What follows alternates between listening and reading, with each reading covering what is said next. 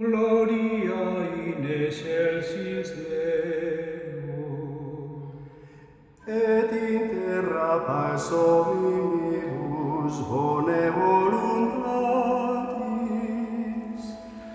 Laudamus Benedicimus Te.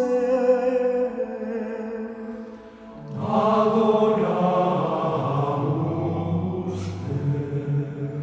Glorificamus Te. gratias agimus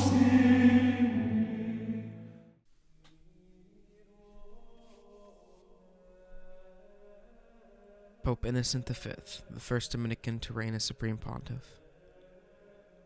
Pierre de Tarentaise was born around the year 1225 in the Alpine region of Savoy, near present-day France.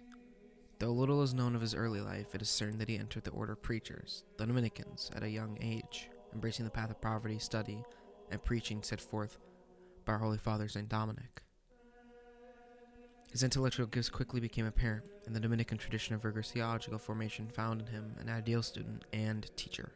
He studied at and later taught in the University of Paris, the intellectual heart of 13th century Christendom. There, Pierre emerged as one of the most celebrated scholars of his day. A contemporary of St. Thomas Aquinas and St. Albert the Great, he contributed substantially to the development of scholastic theology. His commentaries on the sentences of Peter Lombard, the standard textbook of theology, were reliably read and respected. His mastery of logic, clarity of expression, and fidelity to orthodoxy earned him the title Doctor Famosissimus, the most renowned teacher. He also held the chair of the French, one of the professorships that were given to the Dominicans in the University of Paris. In 1854, he was named provincial of the French Dominican province, one of the most important in the ruling order. There he oversaw the spiritual discipline and doctrinal integrity of the friars under his charge. His influence at the University of Paris, particularly in defending Thomistic theology against its critics, helped establish the intellectual authority of the Dominican school. Recognizing his ability and learning, Pope Gregory X appointed Pierre as Archbishop of Lyon in 1272, a position of great ecclesiastical prestige in France. However, there is some historical debate as whether he was ever consecrated as Archbishop of Lyon, for in the following year, in 1273, Gregory elevated him to the College of Cardinals, naming him Cardinal Bishop of Ostia, the senior see, assigning him the role of the Dean of the College of Cardinals as well. If he wasn't already episcopally consecrated when he was made Archbishop, he would have been now. Pierre played a significant role at the Second Council of Lyon in 1274, where he supported Pope Gregory X's efforts to bring about a union with the Greeks, to initiate reforms in the ecclesiastical discipline, and to prepare for a new crusade to recover the Holy Land.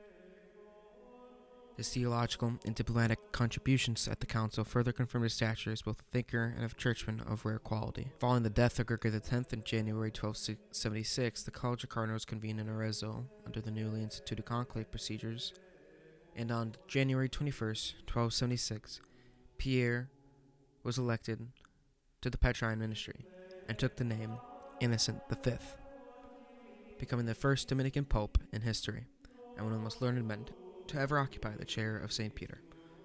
Though his pontificate lasted only 5 months, Innocent V acted swiftly and decisively to continue the work of reform and reconciliation begun by his predecessor. He sought to maintain the dialogue with Michael VIII, the Byzantine emperor, in hopes of preserving the fragile union established at Lyons. He issued letters promoting peace among the Christian monarchs of Europe and encouraged renewed attention to the eastern situation and to the defense of the Holy Land. On June 22, 1276, Pope Innocent V died unexpectedly in Rome. His pontificate, the first of the 4 in that single year, ended almost as quickly as it began. His death was met with sorrow among many who hoped for a learned and reforming pope, shaped by the Dominican charism of discipline, learning, and peace. Though his reign was brief, his legacy endured. His reputation for holiness and intellectual distinction persisted in both ecclesiastical memory and the tradition of the Dominican order. In recognition of his virtues and his enduring influence, Pope Leo XIII officially beatified Innocent V in 1898, extending his cult to the Universal Church.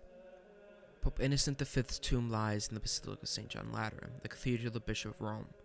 There, within the Mother Church of Christendom, rests the first friar of St. Dominic ever to ascend to the throne of Peter. Unfortunately, the tomb was destroyed in the 14th century fires. It cannot be seen today. This son of St. Dominic, who ascended to the throne of St. Peter, is a sign of the lasting, fruitful union of sacred learning and apostolic governance.